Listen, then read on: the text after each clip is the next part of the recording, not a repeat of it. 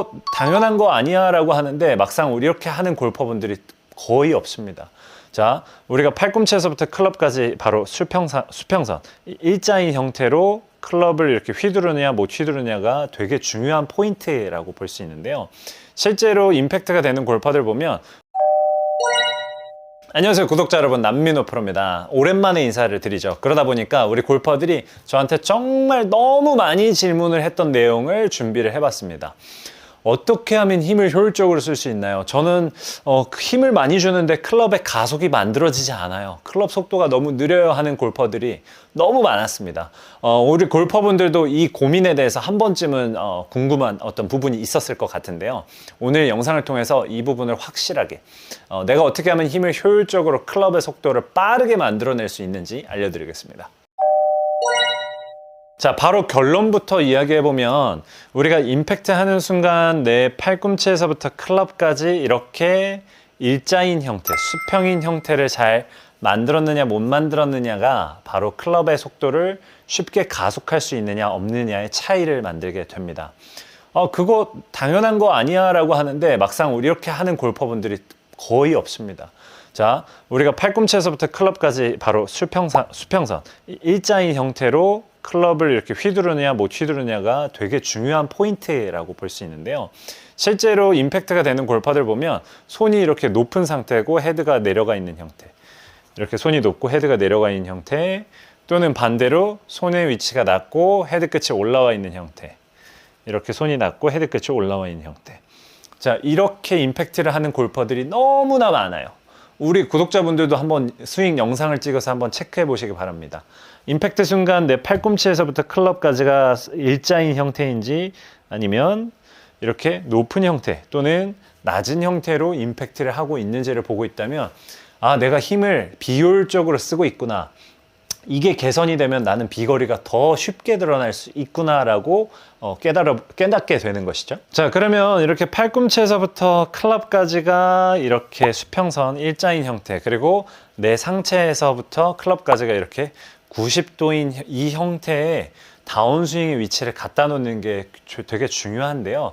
이게 바로 이대로 우리가 수평선 따라서 그대로 백스윙을 이렇게 보내게 되면 이렇게 내 몸에서부터 상체에서부터 90도, 그리고 팔꿈치에서부터 클럽까지가 이렇게 수평선인 이 형태인 것이죠.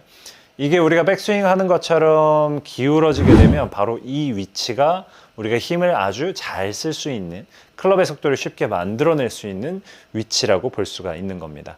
백스윙 탑에 쭉 올라가더라도 이 위치를 갖다 놓느냐 못 갖다 놓느냐에 따라서 헤드 속도의 차이가 발생하게 된다는 것이죠. 자, 그러면 우리가 백스윙 탑에 올렸을 때 바로 이 위치를 어떻게 갖다 놓느냐가 되게 중요하게 되겠죠.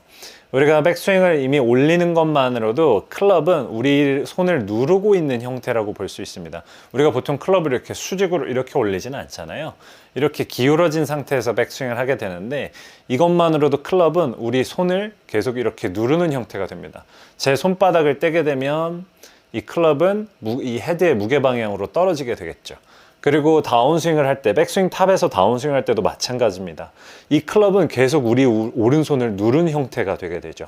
바로 이 힘을 우리가 유지시켜서 다운스윙을 시작하면 이게 바로 힘을 잘 쓸 수 있는 그 위치라고 볼 수가 있는 겁니다.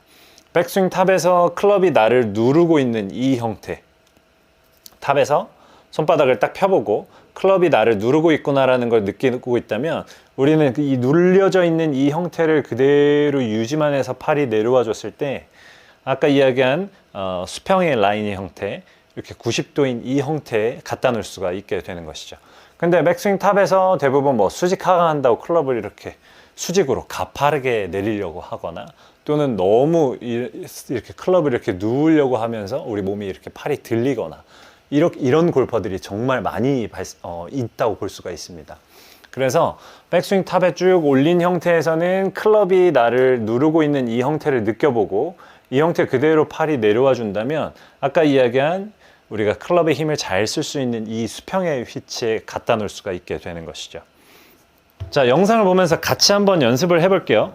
백스윙 탑에 쭉 올라가 보고 오른손바닥을 펴보는 겁니다. 그리고 이 손바닥에 클럽이 내 손바닥을 누르는 형태를 계속 그대로 느껴보면 이렇게 위치하게 되고, 이때 그립 끝의 방향은 이 공의 방향과 거의 흡사한 형태라고 볼 수 있습니다. 이렇게 돼야 우리는 타겟 방향으로 이 헤드 끝이 펼쳐지는 이 과정을 훨씬 더 손쉽게 만들어낼 수가 있는 것이죠. 자, 그러면 이렇게 해서 제대로 클럽이 타겟 방향으로 펼쳐지게 됐다면, 반대로 이 샤프트 라인도 아까 대칭인 형태, 이 형태와 바로 비슷한 형태로 넘어간다라고 볼 수가 있게 됩니다. 우리가 백스윙 탑에서 다운스윙 이 형태를 그대로 타겟 방향으로 클럽을 펼쳐내게 되면, 그립 끝이 이제 공을 가리킨 이 형태가 어떻게 보면 클럽의 헤드 속도를 가장 이상적으로 만들어낼 수 있는 위치라고 볼 수 있는 것이죠.